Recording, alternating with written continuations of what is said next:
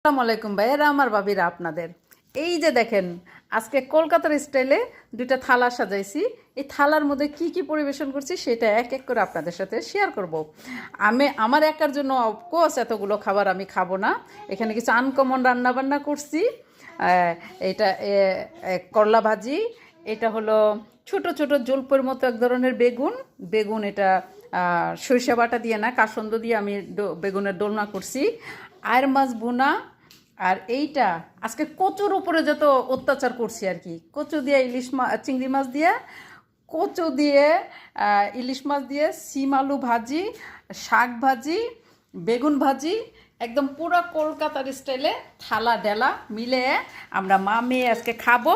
আপনাদের সাথে শেয়ার করলাম। আমাদের এই ভিডিওটা যদি ভালো লাগে অবশ্যই শেয়ার করবেন, কমেন্ট করবেন, আমাদের মা মেয়ের জন্য দোয়া করবেন যেন আমরা এইভাবেই থালা বাটি সাজায় গোছায় খেতে পারি। ঠিক আছে? আর আপনাদেরকে খাওয়াতেও পারি।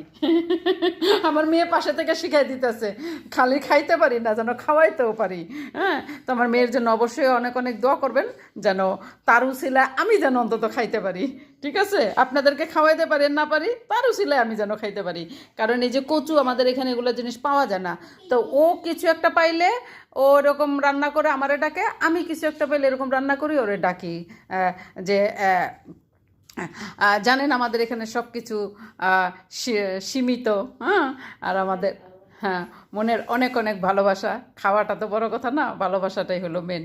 না তো কচু গেছু বাংলাদেশে থাকতে এগুলো আমাদের জন্য কোনো বিষয়ই না। এখানে আমাদের কাছে মনে হয় এগুলো হীরা হীরা মুক্তার এরকম একটা বিষয়। তো আজকেও ভিডিওটা শেয়ার করলাম আপনাদের মাঝে। যদি ভালো লাগে অবশ্যই লাইক করবেন, কমেন্ট করবেন। আর এতক্ষণ যা বললাম ভুল ত্রুটি কিছু যদি বলে থাকি অবশ্যই ক্ষমা দৃষ্টির চোখে দেখবেন।